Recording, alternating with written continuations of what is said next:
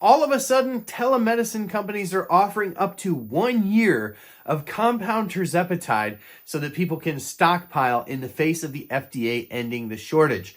And because people have really rushed right into this, and this offering seemed to pop up everywhere overnight, even though maybe some telemedicine companies were offering compounds that lasted a couple of months, maybe even 6 months prior to, it seemed like overnight, a whole bunch of them are offering a year worth of tirzepatide, which to me just raises all sorts of red flags. But I also understand why people are doing this. And so in the face of losing this, I want to give you the 5 things that I would be doing if I were stocking up on compound tirzepatide for a year. These are the 5 things that I would do to make sure that I'd stay as safe as possible.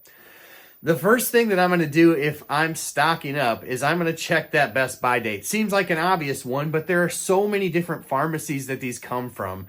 And with each pharmacy, everybody tends to do it a little bit differently. So if you see a video somewhere saying, oh, it's good, or oh, it's this or that, know that it may not be the same as what you have in your refrigerator. So check the best buy date. Now, most of these telemedicine companies are filling at pharmacies that are going to give you multi-use vials. So if you're buying a year's worth, you're going to get 12 vials. You want to make sure that each best buy date on each vial is going to cover you for the amount of time it takes you to consume that medication. The second thing I'm going to do is I am going to make sure that I do not have a refrigerator that's on the fritz with wild temperature swings. It's very important that this medication be held between about 36 degrees Fahrenheit and about 42 degrees Fahrenheit.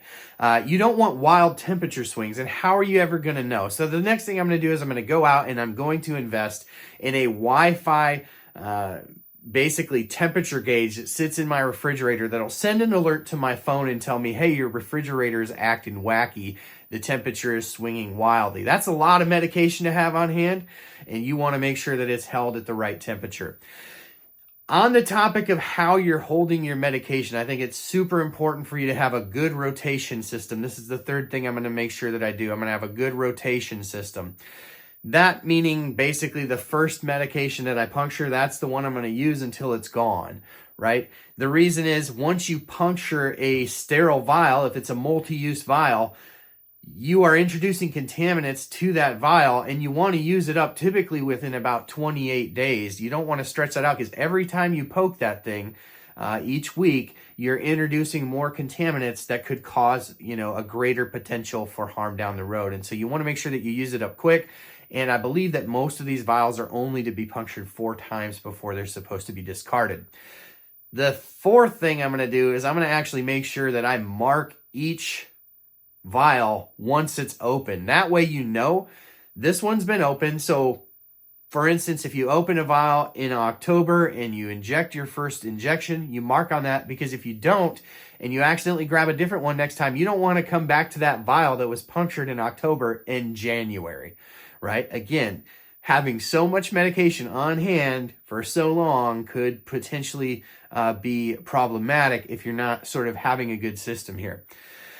The last thing that I'm going to do, the fifth thing that I'm going to do, is I'm going to make sure that I don't keep all of my medicine in the same fridge. If I have the ability to sort of keep some of my medication in a different refrigerator in my house, if that's an option, I'm going to split it up. The reason I'm going to do that is simply because if I'm out on vacation or I'm gone for an extended period of time and something does happen to that refrigerator while I'm gone, I've got my supply, split so I don't lose a year's worth of medication all at once. So these are the things that I'm going to consider if I were to stock up on this much medication. People say, Dave, well, why don't you worry about people stocking up on the branded medication? Well, the branded medication is all the same, right? It was clinically trialed, tested. The preservatives in there have been thoroughly vetted and thoroughly tested. As I mentioned before, when you're getting compound medication, you could be getting it from any number of pharmacies with different protocols, different mixtures. Not everything is created equal when it comes to compounding, and you want to make sure that you stay as safe as possible. That's why I wanted to give you these 5 tips. If you found these helpful, please consider sharing this with a friend who's stockpiling on the compounded medication. Also, if you're interested, in the description of this video, I do have a link, an Amazon affiliate link to a temperature monitor for your refrigerator that'll just send an alert to your phone if it ever gets out of the temperature zone. Hope this was helpful. Catch you on the next one.